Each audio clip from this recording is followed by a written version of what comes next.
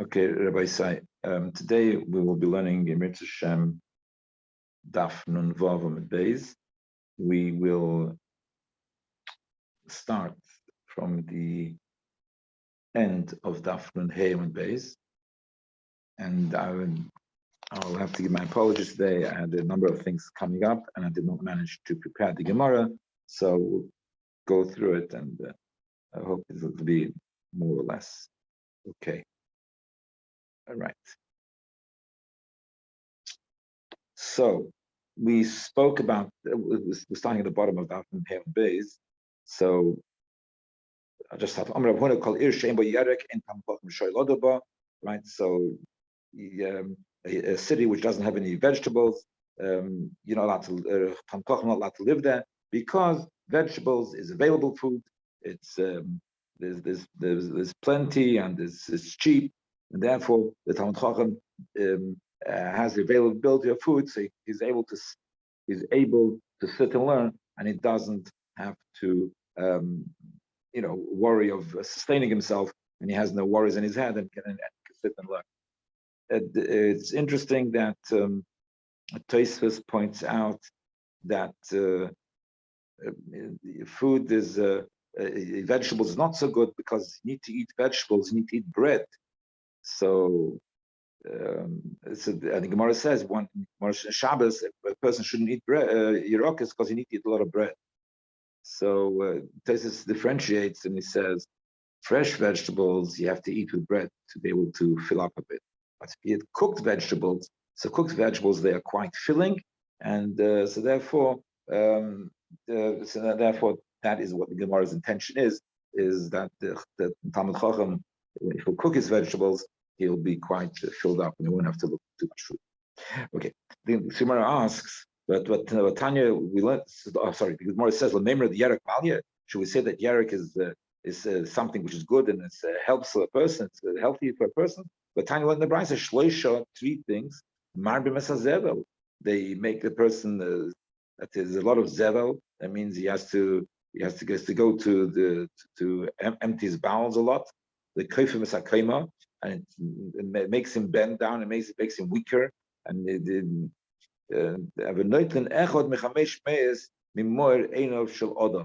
takes that's I think 1/5 of a percent from the eyesight of a person. It's eating vegetables. Eating these 3 things. What are these 3 things? That means bread which has not been, which is the dark bread which has a lot of the chaff in it, still in it. It's not been properly sifted and so on. The sheikhar and beer, sheikhar chadash, fresh beer, the yerek and vegetables. So you see, it's something which is not really healthy. It weakens a person. It says lekasher habetumi v'karti habeshayirok. So tumi and karti is leek, and tumi I think is garlic. So tumi, so garlic and leek is no good, and habeshayirok. Other yerokes are vegetables are good, but garlic and leek is no good. Rashi brings 2 pirushim. That's what I said is that tumi and yarki is no good, and shayarki is good. Rashi himself thinks the other way around. He thinks that the pshat is tumi and yarki is good, and shar yarki is no good. And that will also there's also 2 pirushim how to understand the brisa which is coming up. So the brisa shum yerek. Shum is green. Krishin chatzi yerek. Krishin, I think, probably means leek. That's how I'm assuming. Like I said, I didn't got the opportunity to prepare the Gemara. It means is chatzi yerek, is half green. I think so. Again, the Rashi brings 2 pirushim. Is this comment of yerek and chatzi yerek, is that a positive comment or a negative comment? So depending what you think about garlic or and leek. So according to the pirush that it's no good, then the yerek and chatzi yerek is a negative comment, and according to the pirush that they are good, garlic and leek is good. So then yerek and chatzerek is a good comment. Okay. The end of the price is near tznoin near samchaim. If you see tznoin, radish, that's you're seeing samchaim, a medicine which gives you life. The Gemara says, how can you say that? How could this Brisa say that tznoin is something which is healthy? But Tanya, we learned near tznoin near salamoves. If you see tznoin, if you see radish, it's like you're seeing poison. So you're going to like kasha kamba alin can be more. You're talking about the roots or the leaves of the vegetables. So the way Rashi explains it is that the leaves are no good and are not healthy, but the roots of the radishes, which is the radish which we eat, that those radish. So the root of the radish, that is the bulbs, etc. That is good, healthy. Another can be one is talking about the summer, one is talking about the winter. So the way Tosfos understands Rashi is that that even the himois, even the bulbs or the roots of the radishes. So the Chama in the summer is good for you, and in the winter it's not good for you. Tosfos gives a few options, slightly different, but we'll just continue. Omar Rav, Kol Ir. Every city, there's lots of steps going up, reminding me of Tzvas or something. So it has a lot of steps going up and down. Is so the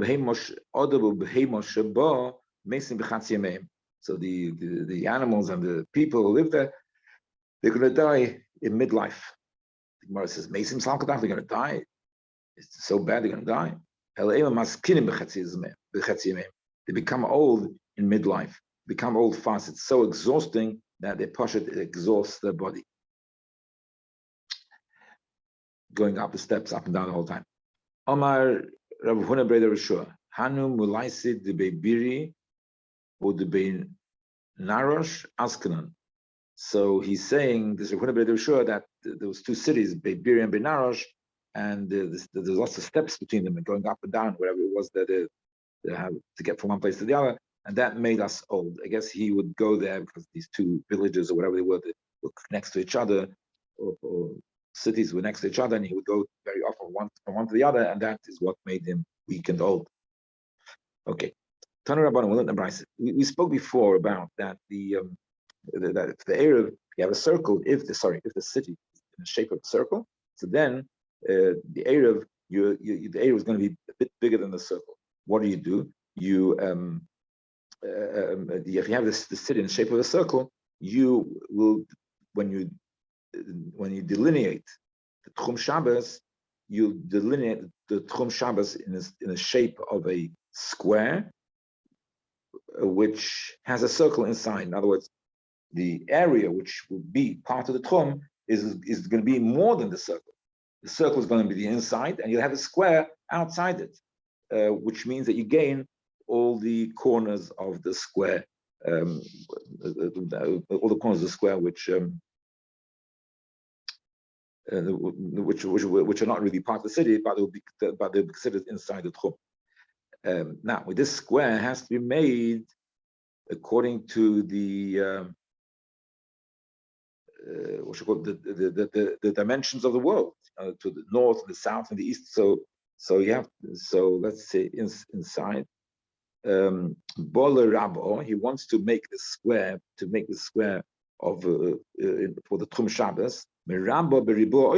You can't just make the square any sort of direction. The square it should be the lines of the square should be, should I say, parallel to the north and the south and the east and the west of the world. Okay. The north of the square is going to be on the north side of the world, in the direction of the north side of the world. The south side is going to be the Dorama Olam. Right. Now, how do you know, you're standing someplace, how do you know where is north and where is south? I guess in the absence of a compass, I'm not even sure if compass will be helpful exactly. I'm not how these things work. Is the compass a true north or it's not a true north? I'm not sure. Anyway, but certainly how do you know where is north and where is south? So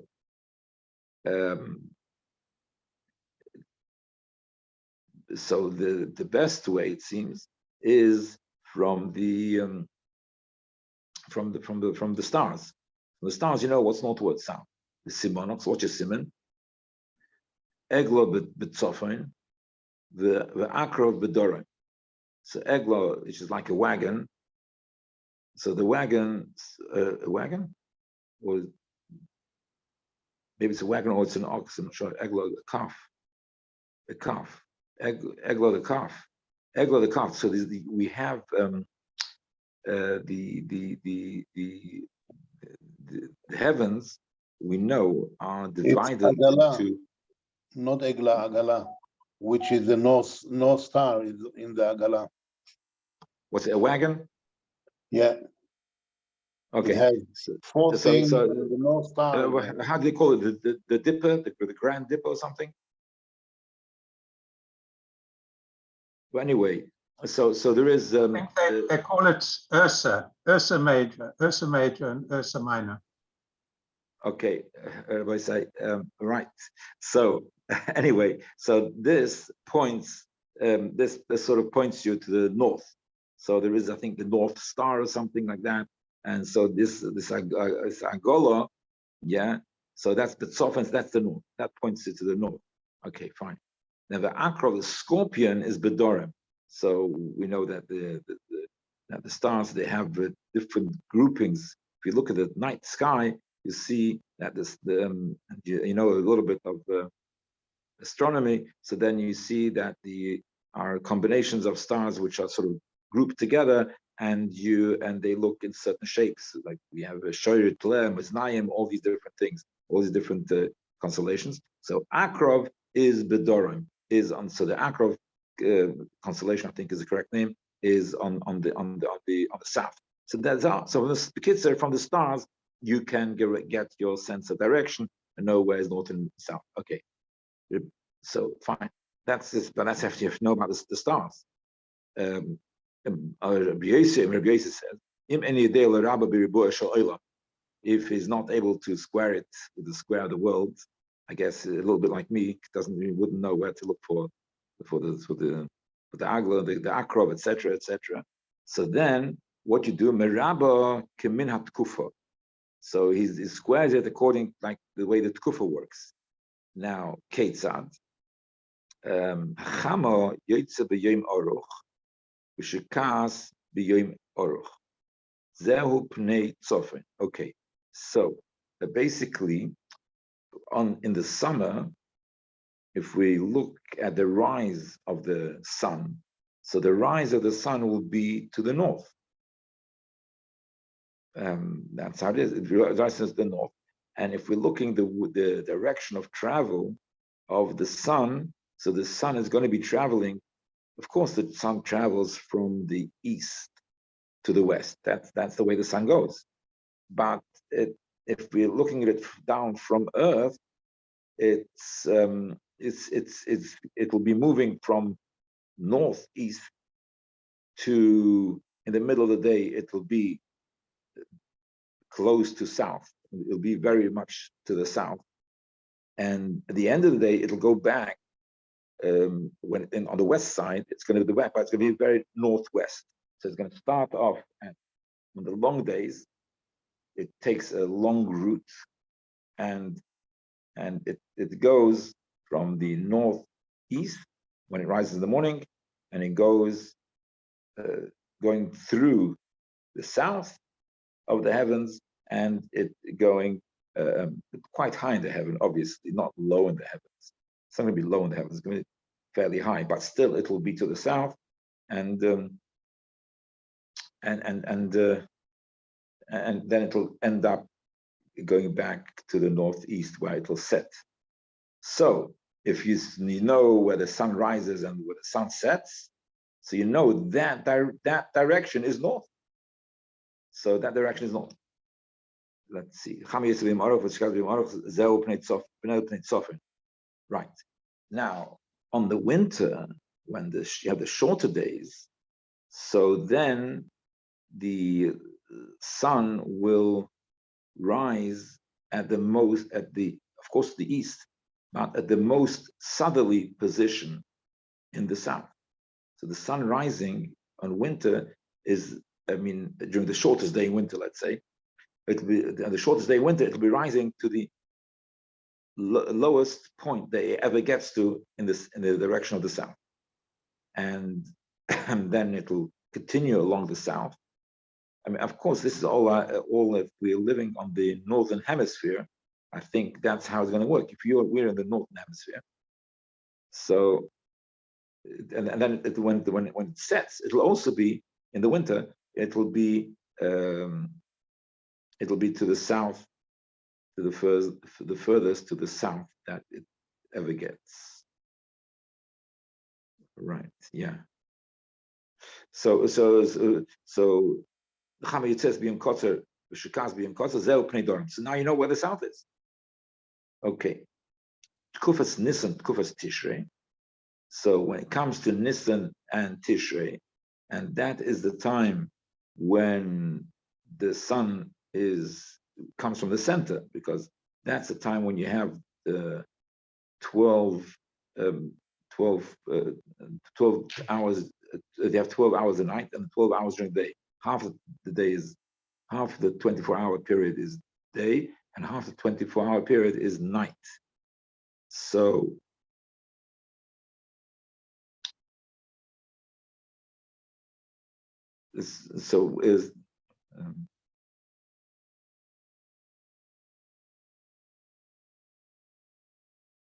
Tkufas Nisan, Tkufas Tishrei.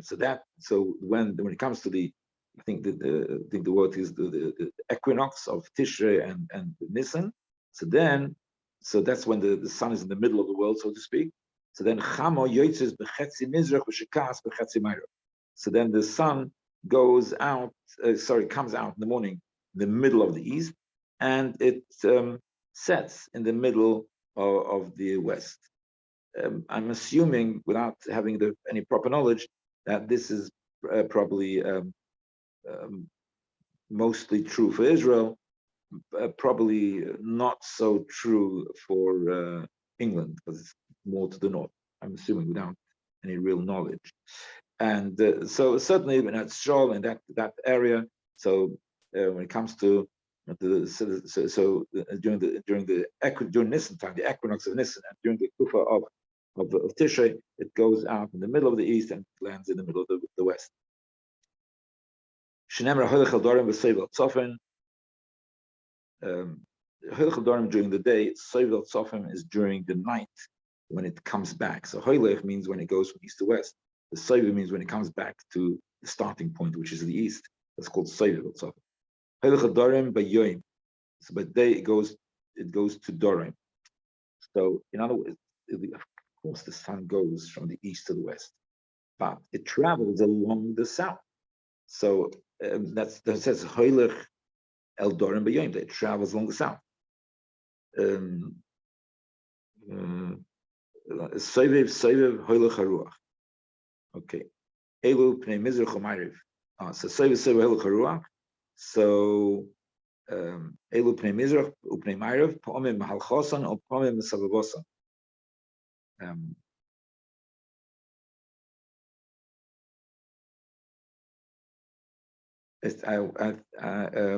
I think what he's saying here is that the Pa'omim Mesavabosan or the Pa'omim Mahalchosan, I think he's saying that if you have the long days, then the sun travels along the east.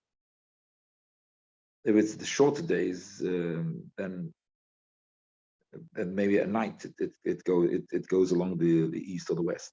So in the long days, you will see the sun starting up from the north. Like we said, it comes from the corner of the northeast, and it travels down the south. That means that you see the sun traveling from north to south. Of course, it goes from east to west, but on the way, it's gone from north to south. And but in the short days, then it's not. It goes straight. It goes just goes along the south. It doesn't travel along the east and along the west. It doesn't travel along the east, because it doesn't travel along the east, but but during the nighttime, it will do that. When it goes behind the world, it will do that when it goes, because there it's going to be a longer route. So then it's going to do that, traveling along the east and the west. But like just to reiterate that in the summer it travels from north to south and then back from south to north as well. Yeah, so that's called Pnei Mizrach or Pnei Ma'ariv. On Malchosan, on Misavosan, that means Misavosan is when it does it at night, behind the world when you don't see it. Yeah. Reb Shasha. Reb Shasha says less lahani klolim. These klolim don't apply. He disagrees with what was said. That doesn't, not going to show you what's east and what's west. The Tanya leyotze cham ma'olam mekeren is b'zorch tzveinis v'shokal bekeren marov tzveinis. That the sun has never gone out from the corner of the northeast and set in the and has never set in the bekeres marov in the northwest. So even in the summer, it never went from the northeast. We just said before, it goes from the northeast, it goes down to the south, and it comes back to the northwest. It says, no, it never happened. And then it says, it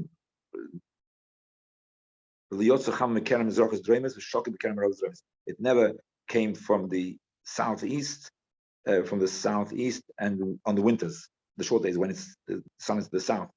It never went from the southeast and went to the south west. Like I said, I didn't have an opportunity to practice Gemara at all. And so I think probably why he disagrees is because that's not really the corner of the southeast. The sun does come out on the summer. The sun does come out on the summer more to the north, to the most northern point that it ever comes out, and it sets in the summer at the most northern point to the west. Yes, that's true, I suppose, but it's not properly north because it's not far enough north or something like that. That's probably what he's saying. Less than it doesn't give you the true idea of north and south because it comes and right. And even in the winter, it's not the truth. Even when it comes out more to the south, it's not the truth south, and it's not and it doesn't set on the truth south to the west when it sets on at night. So therefore, you can't really get a proper sense of the direction of the four directions. That's according to Shashi.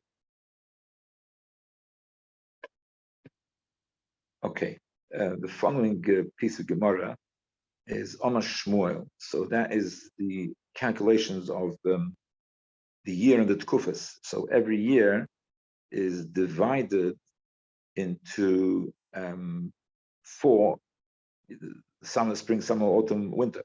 So there's 4 Tkufas. So you have the 4 Tkufas.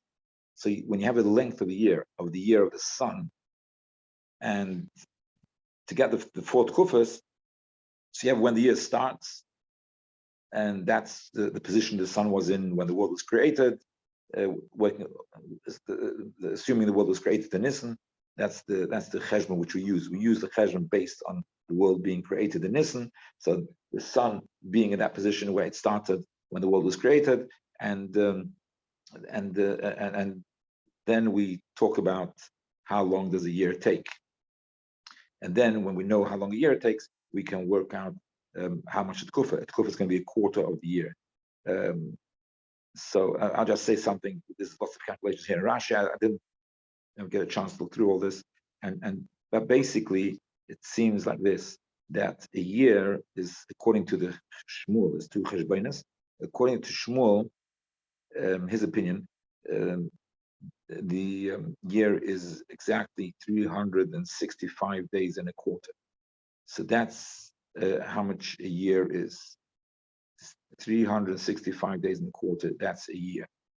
When the sun comes back to the original spot where it started the year earlier. Now, in terms of the week, if we want to know what day of the week will it come out to be, so the 364 is divisible by 7. So since 364 is divisible by 7, That means that every year is the tkufa, where the sun reaches the same point in terms of weeks. It's going to be 1 day and a quarter, 1 day and a quarter later, or 30 hours later, whichever way you want to call it. So it's so it's going to be it's going to be the weeks. Like I say, it starts on a Tuesday. So take the next year, it's going to be from that time on Tuesday, 30 hours later, which is going to be, say, on Wednesday, and 24 as a whole day and another quarter of a day. So, and according to Shmuel, the cheshbon of the years are exact. It's exactly 365 and a quarter, and therefore it works out that each quarter, let's take the 30 hours, this 30 hours, which means I'm talking about 30 hours when I'm comparing it to the days of the week. When I'm comparing it to the days of the week, and I'm breaking up and splitting up to know which day of the week will come out, so it'll come out in the week 30 hours later in the week. So therefore, each tkufa, which is a quarter of that, so each tkufa is going to be removed from the quarter, the early quarter, by a quarter of 30 hours. The 30 hours is a day and a quarter. And what is a quarter of 30 hours? Quarter of 30 hours is 7.5 hours. So that means that whenever you have one tkufa, you can know that the next tkufa, the point where it will reach the quarter of the year point, the sun will be 7.5 hours later on the same day, or maybe the next day, depending. We have to add up the 7.5 hours. And I'm going to try and read the Gemara and then see if if we're able to make that work. That's, I think, the general idea. Nisan is when the world was created, and so the Tkufas Nisan is always going to be Barba River Hayoim. Sorry, Ella. It's always going to be on the one of the 4 quarters of the day. So in other words, the Tkuf of Nisan is always going to be at a 6 o'clock, 12 o'clock, or during the day or during the night. You divide up the day into four because it's 365 days and a quarter of a day. So therefore, it's going to be once it starts off, let's say, in the morning at 6. So the next time it's going to be at noon. The next one is going to be 6 at night, and the next one is going to be midnight. So that's what he's saying. Or the beginning of the day at 6, or that's 6 of the night, maybe or midday, or midnight. Now, depending on when we have 4 options when it will be, Tkufas Nisan will be during Nisan. So the Tkufas Tammuz, which is going to be 7.5 hours later, is always also there's 4 options. All these 4 options means 7.5 hours after the Tkufa of Nisan. So if, for instance, let's see, if the Tkufa of Nisan started, let's say 6 in the morning, so that means that 1:30 is going to be the Tkufa of Tammuz that year. If it's 6 hours later, so then it will be say 7:30. If the Tkufa of Nisan was 6 hours later, it will be 7:30. Let's just do inside. The end Tkufas Tammuz, and then the Nefelas Ela Oiba Achas Umechze, like 1:30, Oiba Sheva Mechze, or 7:30, Ben Beyom, Ben Belayla, during the day or during the night, right? And therefore, with the same calculation, so add 7.5 hours to the 7.5 hours to the 7.5 hours of the Tkufa of Tammuz, which is basically 15 hours to the Tkufa of Nisan. So if you add 15 hours to the Tkufa of Nisan, so it's going to be Eloi B'Shalosh Shoras, that if you add 15 hours, right? So it's going to be either Shalosh Shoras is 9 o'clock. So it'll always be on the 3 o'clock or 9 o'clock. That's always is going to be, because since the Kuf of Tishrei is always, since the Kuf of Nisan is always either 6 or 12, either during midday or midnight or early morning or early night. So it's always 6 or 12. So 15 hours after that, that's for 2 tkufas, making chayv for 2 tkufas. So 15 hours, each one is 7.5. So 15 hours after that is going to be, 3 hours later on the dial. I mean, it's 15 hours. So if it's going to be 6 in the morning, so 15 hours later will be 9 at night. So Tammuz will be 9 o'clock at night. So it's always going to be either 9 or 3 during the day or during the night. And so that's where we. Tammuz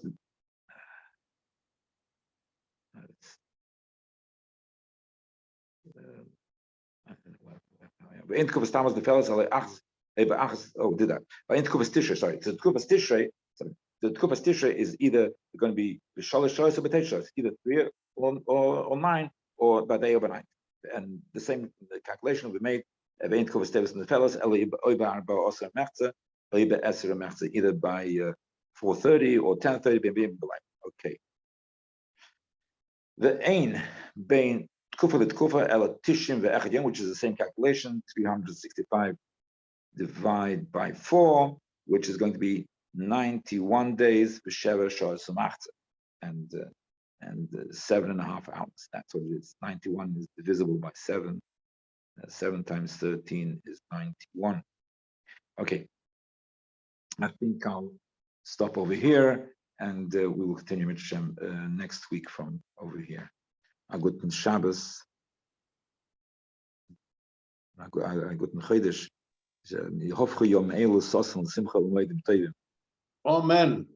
Amen. Shkach. So